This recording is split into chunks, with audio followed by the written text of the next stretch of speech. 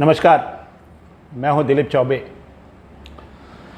तो आज के जो बच्चे हैं जो कॉमिक इंडस्ट्री में एंटर होने वाले हैं और जो राइटर्स हैं, जो क्रिएटिव पीपल हैं जो इंडस्ट्री में एंटर होने वाले हैं, कुछ तो हमारे यहाँ ही तैयार हो रहे हैं।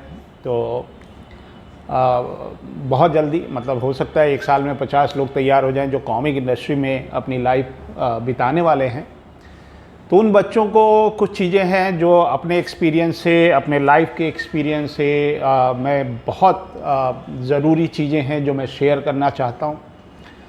अगर आप इस इंडस्ट्री में आ रहे हैं, बीइंग अ क्रिएटिव पर्सन, अगर आप राइटर हैं या कॉमिक इलस्ट्रेटर, तो आपको ये समझना होगा कि इंटेलेक्चुअल प्रॉपर्टी क्या होता है, पेटेंट किसको बोलते हैं, कॉपीराइट क्या होता है, और ट्रेडमार्क और जो ट्रेड सीक्रेट होता है वो क्या होता है। आपने किसी कंपनी के लिए कॉमिक बनाई, उन्होंने आपको पैसे दिए, तो क्या वो कॉमिक जो कैरेक्टर आपने लिखा था या वो जो कैरेक्टर आपने बनाया था जिसने पैसे दिए उसके हो गए क्या? नहीं। प्रॉपर्टी क्या होता है? प्रॉपर्टी ये होता है जो आपके माँ बाप ने बना के रखा है, आपके पुरखों ने दे रखा है, वो आपकी प्रॉपर्टी है। क्रिएटिव इंडस्ट्री में जो आप कैरेक्टर डिज़ाइन करते हैं ये आपकी प्रॉपर्टी है। जैसे ही आप वो जो ड्राइंग आप बना रहे हैं ये आपका है, यू ओन दैट, किसी और का हक नहीं है until you sign a paper कि मैंने ये आपको बेच दिया। तो एक जो आप जैसे घर की सुरक्षा करते हैं ना, वैसे आप अपने आर्ट वर्क की सुरक्षा करते हैं। इंडिया थोड़ा थोड़ा अवेयर हो रहा है, मैं बहुत खुश हूँ। पहले क्या होता था कि सेकंड कॉपी, थर्ड कॉपी, ये सब फर्जी चीज़ें। एडिडास का जूता है, वो एक कंपनी है, उसका ट्रेड सीक्रेट है, उसको एबी बास करके बेचा जा रहा है। ये सब इंडिया में अब नहीं चलेगा। ये जो कॉपीराइटेड पिक्चर्स आप डाउनलोड करते हैं, सोचिए कि आप ये कॉपीराइटेड मटेरियल है, आप फैन आर्ट बना रहे हैं, वो किसी और की प्रॉपर्टी है।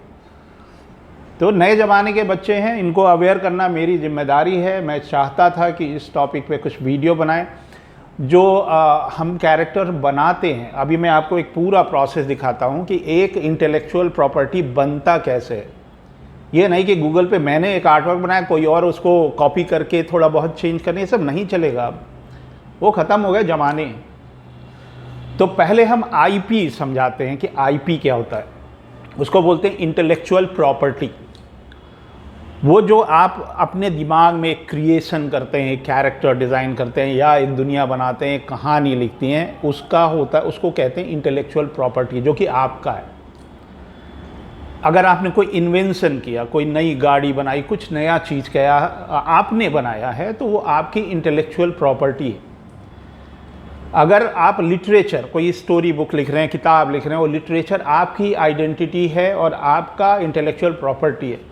कोई भी आर्ट वर्क बनाते हैं, आर्ट से रिलेटेड कोई डिज़ाइन बनाते हैं, लोगो बनाते हैं, सिंबल बनाते हैं, नाम रखते हैं या कोई फ़ोटो खींचते हैं, वो आपकी है। अब आते हैं पेटेंट। पेटेंट क्या होता है? अगर आपने कोई इन्वेंशन किया, कोई मशीन बना दी, that is your property. Copyright क्या होता है? कॉपीराइट जो भी हम ओरिजिनल आर्ट वर्क बनाते हैं, जैसे ही हम बना रहे हैं वो मेरा हो गया। कोई राइटर है, उसने लिखा ना कहानी, कोई और आपका क्रेडिट नहीं छीन सकता। म्यूजिक आप आजकल देख रहे हैं ना, यूट्यूब पे आप म्यूजिक डाउनलोड करते हैं और तुरंत आ जाता है और एक कॉपीराइट हो गया, क्योंकि आप गलत कर रहे थे भाई। बनाया किसी ने, रात दिन जग के उसने म्यूजिक बनाया, आप कैसे डाउनलोड कर लेंगे भाई? बहुत सख्त नियम है, भारत सरकार ने बहुत सख्त नियम बनाए। जो आर्ट वर्क है, जो आपने बुक बनाई, एक सिनेमा है, मूवी, उसको आप यूट्यूब पे फ्री में देख रहे हैं, कैसे देख सकते हैं? हमारे यहाँ वो कल्चर अभी आया नहीं है। हम पायरेटेड सॉफ्टवेयर हम कैनवा पे यूज़ करते हैं, हम पैसे देते हैं। तो लीगल होना चाहिए हर चीज़ें, और गाना है, सॉफ्टवेयर है, और जो भी चीज़ें हैं। अब आते हैं ट्रेड सीक्रेट। ट्रेडमार्क एक अलग चीज़ है। ट्रेड सीक्रेट क्या होता है? जैसे हमारी माता जी एक अचार बनाती थी, वो उनका ट्रेड सीक्रेट था। वो नहीं, KFC का रेसिपी आप बेहतर चिकन फ्राई कर सकते हैं, लेकिन वो KFC, अब जैसे लोगो है वो मैकडोनल्ड का, उसको टेढ़ा मेढ़ा करके आप बना लोगे क्या? नहीं। तो वो सब कॉपीराइटेड है, ट्रेडमार्क है, तो एक कानूनी चीज़ है जो कि आपको जानना बहुत ज़रूरी है, being an artist, being a creative person. तो how can we protect our IP, हम अपना इंटेलेक्चुअल प्रॉपर्टी कैसे प्रोटेक्ट करें? बहुत सारे लीगल मैकेनिज़्म है भारत सरकार का। जो आपने बनाया वो तो ऑटोमेटिकली आपका कॉपीराइट हो गया, उस पर कोई भी व्यक्ति क्लेम नहीं कर सकता है। इट्स बेटर जब आप कोई प्रोडक्ट ऑलमोस्ट बना लिए हैं या जो बन रहा है उसको लेके आप कॉपीराइट, एक लॉयर पकड़िए, उसको कॉपीराइट ऑफिस बना हुआ है बाकायदा, आप उसके ISBN लीजिए, उसको रजिस्टर्ड कराइए, उसका नाम रजिस्टर्ड कराइए, उसकी शक्ल कैसी दिखती है, वो कैरेक्टर की कहानी क्या है, ये सब कुछ एक लीगल मैटर है। Being a creative person, being an artist, you have to keep a lawyer. अब घर बनाते हैं तो ताला लगाते हैं ना, सुरक्षा के लिए कुछ तो करते हैं, चौकीदार बैठाते हैं, तो वैसे ही आपका आर्ट वर्क सुरक्षित होना चाहिए। मेरे साथ बहुत सारे ऐसी चीज़ें हुई हैं, मेरा आर्ट वर्क मैंने बनाया, किसी ने एक पैसे नहीं दिया, वो किसी और के नाम से चल रहा था किसी पिंटरेस्ट पे, मैंने सू किया।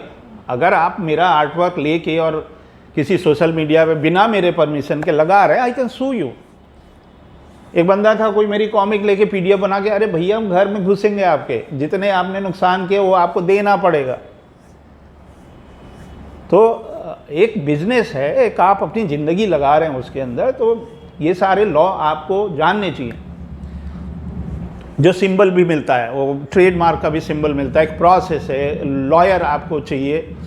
तो एक आर्टिस्ट वो अपनी ज़िंदगी लगा रहा है, आपको safety, how to protect, copyright laws पे आप दिमाग लगाइए, भावनाओं में बिल्कुल नहीं बहना है। मैं एक पूरी टीम बना रहा हूँ, पूरे हिंदुस्तान को अवेयर कर रहा हूँ।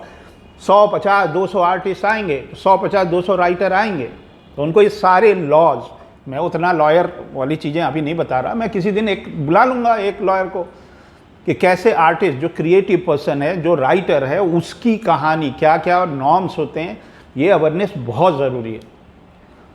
विनमिक्स के जितने भी प्रोडक्ट्स हैं, विनबो के जितने भी प्रोडक्ट्स हैं, उसके ट्रेडमार्क रजिस्टर्ड हैं by government of India, patent है, उनके कॉपीराइट हैं, उनके राइट। आप नाम वाम बदल के, वो पुराने ज़माने में होता था, भूल जाइए। अब एक कैरेक्टर है जो कि अमेरिका में पॉपुलर है, उसका आपने 2 बटन बढ़ा दिए और बोले हमारा हो गया, ऐसा नहीं होगा भाई। अब हो गया, वो पुराना ज़माना था।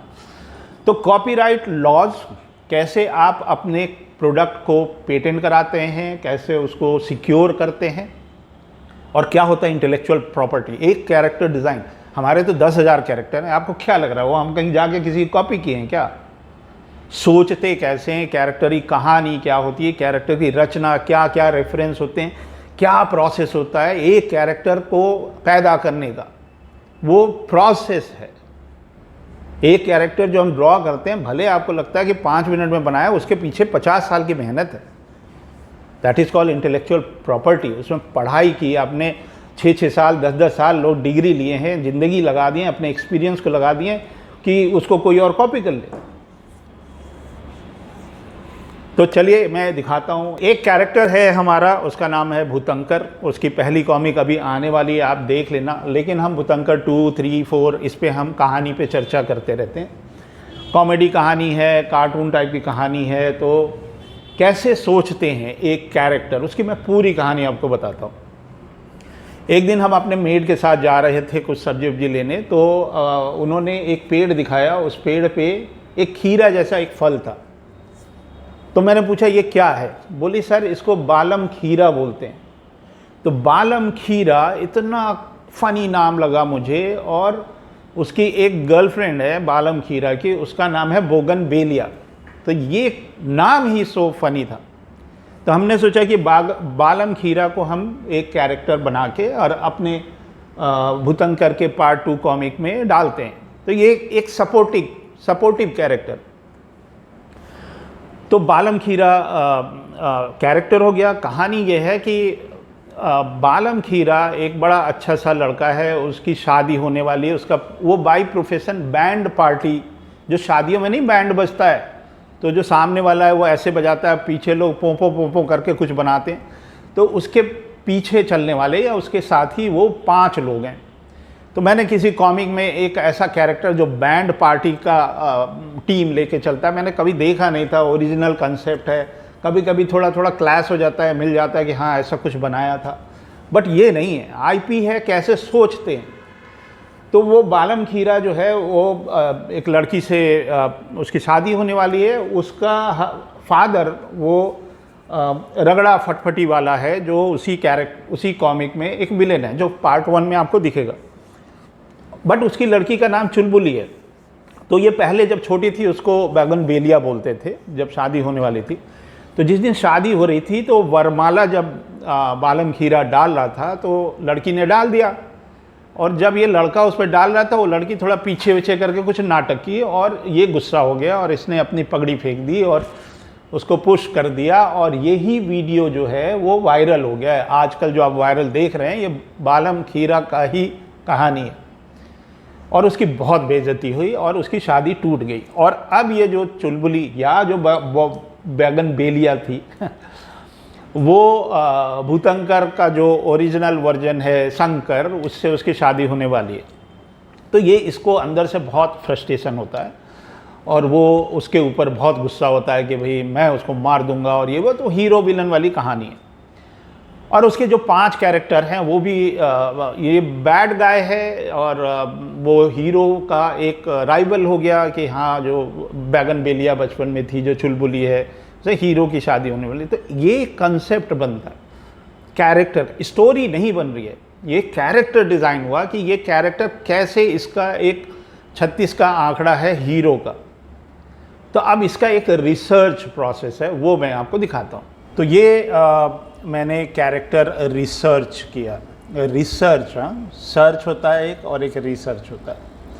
तो देखिए मैंने इंटरनेट से कॉपीराइटेड लोग हैं, ये कॉपीराइटेड पिक्चर है, तो इससे मैंने इंस्पिरेशन लेके कुछ कैरेक्टर के प्रोफाइल, फ्रंट, एक्सप्रेशन कुछ मैंने बनाए।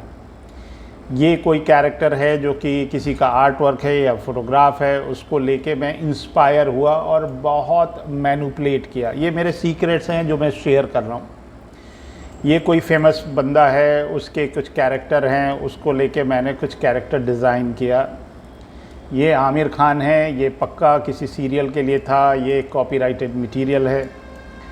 ये एक बड़ा क्यूट सा लड़का मिला मुझे, उससे मैंने कुछ कैरेक्टर डिज़ाइन किए। और इनको तो आप जानते हैं, और इनका मटेरियल तो डेफिनेटली आप यूज़ नहीं कर सकते, और इनको तो आप बना ही नहीं सकते, क्योंकि जब ये धोएंगे तो आपको कोई नहीं उठा पाएगा। तो ये एक कॉपीराइटेड मटेरियल है, लेकिन मैं इसलिए दिखा रहा हूँ, मैं आपको बताता हूँ, रुके। ये एक बंदा था, इसको मैंने बनाया। तो वो जो बालम खीरा का जो बैंड है, 5 लोग जो पीछे काम करते हैं, ये उसमें से हो सकते हैं। तो आप क्या करिए कि डेली रोज़मर्रा में जो लोग आपको दिखाई देते हैं उनके फ़ोटोग्राफ्स कलेक्ट करिए। आप उन्हीं को, अपने जो घर के आसपास जो लोग होते हैं, they are the best people, best character. आपके कोई रिश्तेदार होंगे, उनको आप अपने सुपर हीरो, सुपर विलन में डालिए। तो ये मैंने एक बताया आपको कि किस तरह से एक थिंकिंग प्रोसेस होती है। तो इस तरह से लोगों को आप ये प्रैक्टिस मान लीजिए कि हमने इंटरनेट से इनको उठाया, सिंप्लीफाई किया और ये कैरेक्टर डिज़ाइन किया। तो ये मैं बाद में चेंज कर दूंगा, लेकिन how we get inspired, from where we find people. तो बालम खीरा जो है मेरी नज़र में ऐसा दिखता है। वो एक टीका लगाता है, उसकी नाक, उसको जुकाम रहता है हर समय, तो नाक उसकी लाल रहेगी। ये टर्न अराउंड है, मतलब ये सामने से ऐसे दिखेंगे, साइड से ऐसे दिखेंगे। रिमेंबर, देसी क्रिएटिव हम लोग आईपी डेवलपमेंट करते हैं, आगे चल के इनके टॉयज़ बनेंगे, कलेक्टेबल्स बनेंगे, 2D एनिमेशन बनेगा, 3D एनिमेशन भी बन सकता है, गेम्स बनेंगे। तो एक मर्चेंटाइजिंग को दिमाग में लेके कैरेक्टर डिज़ाइन करते हैं। फ्री हैंड स्केचिंग नहीं है। टेक्निकल प्रॉब्लम्स आती हैं जब हमको 3D में उसका मॉडल करना पड़ता है, तो मैं वो सारी चीज़ें दिमाग में पूरा एक्सपीरियंस लगा के हम कंसेप्ट आर्ट बनाते हैं। इंटेलेक्चुअल प्रॉपर्टी है भाई, ये कोई ड्राइंग नहीं बना रहे, उसके अंदर बहुत सारा चीज़, बहुत विज़न घुसा हुआ है कि उसका 1 डे 3D मॉडलर को इसको पर्सपेक्टिव प्लेन में इसको लगाएगा, फिर वो मॉडल करेगा, तो फ्रंट कैसा होगा, साइड कैसा होगा और कितना एक्सप्रेशन का गुंजाइश होता है। तो ये देखिए आप, इस पे लिखा है बालम खीरा मॉडल शीट एक्सप्लोरेशन। ये भूतंकर 2 का कैरेक्टर है और ये विनमिक्स जूनियर का प्रोडक्ट है। तो जब हम कैरेक्टर डिज़ाइन करते हैं तो ये स्टाइलाइज है, रियलिस्टिक तो है नहीं, तो एक एनाटमी होती है। ये है बेसिक एनाटमी जो कि टॉय जब बनाएंगे या जो 3D मॉडल करेंगे उसके लिए हम ये प्रोपोर्शन लेके चलते हैं। इस कैरेक्टर के लिए ये प्रोपोर्शन हमने लेके रखा है, बहुत स्टाइलाइज। यही जैसे स्केलेटन होता है ना, शरीर के अंदर जो हड्डी होती है, तो कार्टून कैरेक्टर की भी एक हड्डी होती है, एक संरचना होती है। उसको हम चाहे तो जितना ट्विस्ट कर लें, एक लाइन ऑफ एक्शन है, इस तरह से इंट्रोडक्शन, तो जो कहानी है उसमें वो बैंड वाला गाए। तो मैंने एक अलग टाइप का एक स्टाइल रखा, बहुत ही एजी है, स्क्वेरिश है, लेकिन बेसिक एनाटमी यही चल रही है। तो ये हमने एक इस तरह से बनाया। जो बालम खीरा था उसको मैंने उसी शेप में इसको डाला। फिर मैंने सोचा क्यों ना इसको एक मोटा बनाऊं। तो मुझे एक फीडबैक मिला ऑफिस में ही, प्रमिला मैडम ने बोला कि सर वो शादी होने वाली है, यंग है, तो थोड़ा सा स्मार्ट रखिए, क्यों उसको थोड़ी इसमें एज ज़्यादा लग रही है। तो मैंने सोचा कि अच्छा चलो, तो ये हमने बालम खीरा के लिए जो शादी वाला जो उसका इवेंट हुआ था उसके लिए हमने ये बनाया। फिर मैंने उस पर कलर स्कीम किया, तो इसमें थोड़े से कलर डाल के देखे कि ये कलर अच्छा लग रहा है। तो ये बैंड वाला, तो इस शादी के लिए हमने ये कलर इसको यूज़ किया और ये बैंड वाले के लिए यूज़ किया था। तो बैंड में नहीं, एक जूते के ऊपर एक जूता पहन लेते हैं और इस तरह से रहता है वो। और बैंड वाले बहुत ही ब्राइट ब्राइट कलर यूज़ करते हैं। तो ये कोई आर्मी जनरल नहीं है, ये बैंड पार्टी का ड्रेस है। तो हमने कलर स्कीम करके, कलर करके कुछ उसको देखा पहले। तो ये फाइनली हमने ये कलर मुझे अच्छा लगा था, तो ये फैट गाय का कलर ले लिया। तो ये बालम खीरा का एक शादी वाला ड्रेस हो गया। और ये मेरा पहला विलेन कैरेक्टर जो भूतंकर से लड़ेगा, उसका बैकग्राउंड बैंड पार्टी से है। तो ये फाइनल मैंने कर दिया कि चलो ये कलर स्कीम है और ये बालम खीरा बन के तैयार हो गया। फिर मैंने उसकी कुछ इंकिंग करी। तो ये इसको हम लोग बोलते हैं एक्शन पोजेज। तो ये एक्शन पोज है कि ये ऐसे ड्रम बजाता है, ये कुछ जब खुश होगा तो इतना खुश होगा। ये एक्शन पोजेज हैं, उसके एक्सप्रेशन हैं, जब वो दौड़ेगा तो ऐसे दौड़ेगा। और ये उसके कितना हम उसको एग्जैजरेट करेंगे, कितना मुंह खोलेंगे। एक दांत आगे का टूट गया है, इस वजह से वो अच्छा बैंड बजाता है क्योंकि वो मुंह में घुस जाता है, यहाँ कुछ है नहीं तो फूंकने में आसानी होती है। तो ये सारा कैरेक्टराइजेशन हो गया। और ये हो गया मॉडल शीट। इसमें बालम खीरा की पूरी कहानी है। ये बालम खीरा के एक्शन पोजेज हैं, इनको जुकाम रहता है, ये इनका कलर स्कीम है, ये इसका टर्न अराउंड है। तो टर्न अराउंड जब हम 3D मॉडल करेंगे उसका एनिमेशन के लिए, तो ये इसके टर्न अराउंड हो गए। सामने से कैसा दिखता है, बाएं से, दाएं से, पीछे से कितना हम एग्जैजरेट करेंगे एक्सप्रेशन के लिए। तो इसको कहते हैं मॉडल शीट। तो जब हम प्रोडक्शन में जाते हैं और 10-12 लोग इसको 2D एनिमेशन में बना रहे हैं या कॉमिक में बना रहे हैं, तो एक बाइबल है कैरेक्टर्स का जो भूतंकर में होगा, और इसको हम मॉडल शीट बोलते हैं। 2D एनिमेशन हो या कॉमिक हो, उसके लिए ये शीट उसको दी जाती है और ये कागज जाता है कॉपीराइट ऑफिस। तब ये होता है इंटेलेक्चुअल प्रॉपर्टी। ये है विनमिक्स जूनियर का, देसी क्रिएटिव ग्रुप का intellectual property which is already copyrighted.